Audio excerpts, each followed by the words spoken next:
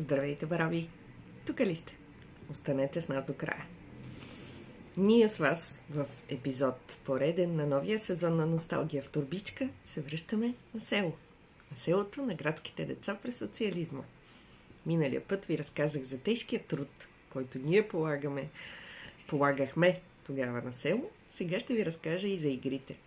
И тъй като игрите са нещо, което повечето време ни занимаваше, за него ще отделя 2 епизода. Това е нещото, което и до ден днешен аз си спомням с огромно умиление, когато се връщам в тези спомени. На село децата бяха свободни. И това е ключовата дума, която искам да използвам по отношение на игрите по това време.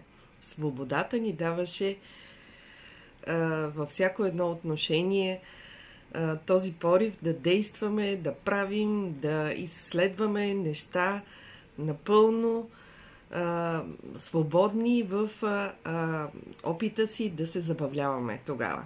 И така, свободата какво означаваше? Отваряш селската порта на баба си и дядо си и излизаш навън. Навън ни чакаха много приключения. С тези мои приятели от моето село обследвахме докъдето ни стигат възможностите всяко едно кътче на махалата, на горната, на долната, на нашата, на местата извън селото, където имаше язовири, градини, бустани, черешови градини, какво ли още не. И се забавлявахме по най-страхотния начин тогава.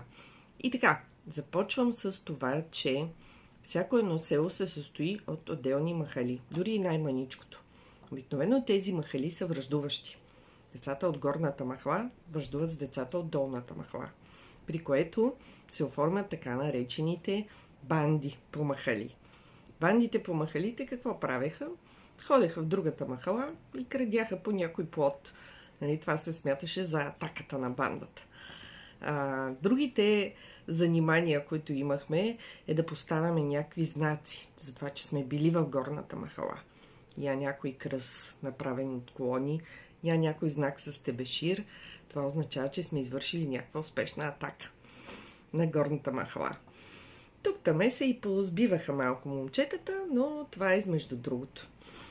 Всяка една уважаващата себе си селска банда имаше колелета, обикновено балканче, производство ловеч. С тези балканчета, като едни истински деца на синьо лято, обикаляхме цялото село. Когато идваше